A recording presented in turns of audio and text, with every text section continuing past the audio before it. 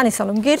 আন্তর্জাতিক অপরাধ ট্রাইব্যুনালের চিফ প্রসিকিউটর কার্যালয়ের ফেসবুক পেজে আজ সাইবার হামলা হয়েছে বলে জানা গেছে, যেটা বলেছেন চিফ প্রসিকিউটর তাজুল ইসলাম। যে প্রসিকিউশনের যুক্তিতর্ক মানে রাষ্ট্রপক্ষের যুক্তিতর্ক সরাসরি সম্প্রচারের সময় চিফ প্রসিকিউটরের কার্যালয়ের ফেসবুক পেজ সাইবার অ্যাটাক হয়। ফেসবুক পেজটি সাময়িকভাবে ডিসেবল করে দিয়েছিল হামলাকারীরা, পরে সেটা উদ্ধার করা সম্ভব হয়। তিনি যেটা বলেছেন, হামলাকারীরা যে আমাদের ভয় পায়, এই যে যুক্তিতর্ক, এটার যে এভিডেন্স, তাদের যে নিষ্ঠুরতার বর্ণনা, এটা যাতে দুনিয়াবাসী জানতে না পারে, তাদের জানতে দিতে এই অপরাধীরা চায় না, সেজন্য আমাদের ফেসবুক পেজের ওপর তারা সাইবার হামলা চালিয়েছে। কিছুক্ষণ আগে ডক্টর জাহিদও বলেন গুম কমিশনের যে ডকুমেন্টারি, সেটার কথা।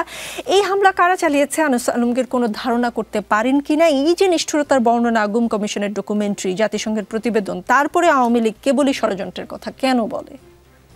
আমি জানি না এটা কারা কারা করেছে, কারণ আমি এই বিষয়ে অভিজ্ঞ না, আমাকে অন্য কোনো কোয়েশ্চেন করে। জি, তাহলে আমি দ্বিতীয় প্রশ্নের উত্তরটাই আপনি দেন, যে এই যে নিষ্ঠুরতার বর্ণনা শোনা যাচ্ছে, গুম কমিশনের ডকুমেন্টারি, জাতিসংঘের প্রতিবেদনে বলা আছে, তারপরে আওয়ামী লীগ কেনই ষড়যন্ত্রের কথা শুধু বলে?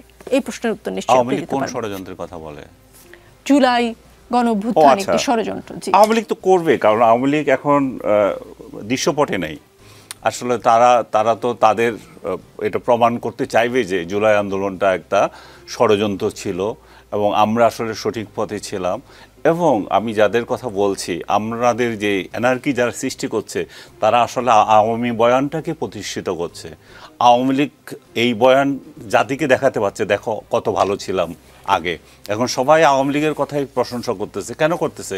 কারণ এনার্কি যারা সৃষ্টি করছে তারাই এই জন্য দায়ী। কারণ আওয়ামী লীগ, হ্যাঁ, সবাই আওয়ামী লীগকে প্রশংসা করছে না, এনার্কি যারা তৈরি করছে তারা কিছু লোককে তো আপনি যদি আগে যদি আপনার মুখ চুপ থাকতো, এখন তো আপনি চুপ নাই, আপনি বলছেন যে হ্যাঁ ঠিকই তো, এরাই তো করছে এগুলা।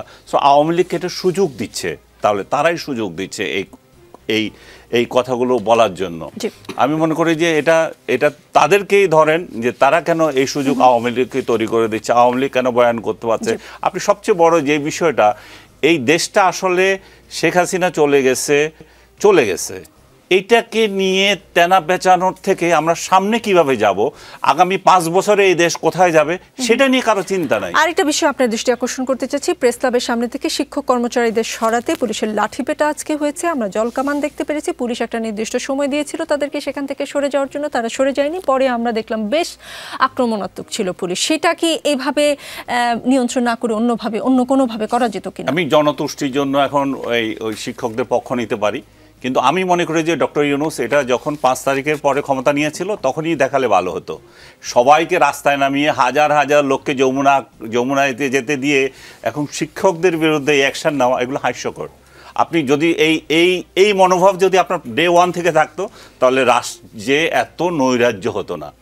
এই যে নৈরাজ্যগুলো এতদিন হয়েছে, যার যখন ইচ্ছা রাস্তায় নেমে যেতে পারে, আপনিই তো দিয়েছেন রে ভাই, আপনি তো কারোর কিছু বলেন নাই। আপনার যমুনা ঘেরাও করে, আপনার শাহবাগে কোনোদিন শাহবাগ ক্রসিং করতে পারি না, তো রাস্তায় যখন যেভাবে পারে আন্দোলন করছে, তো আপনি সেইগুলোকে কোনো প্রিভেন্ট করেন নাই।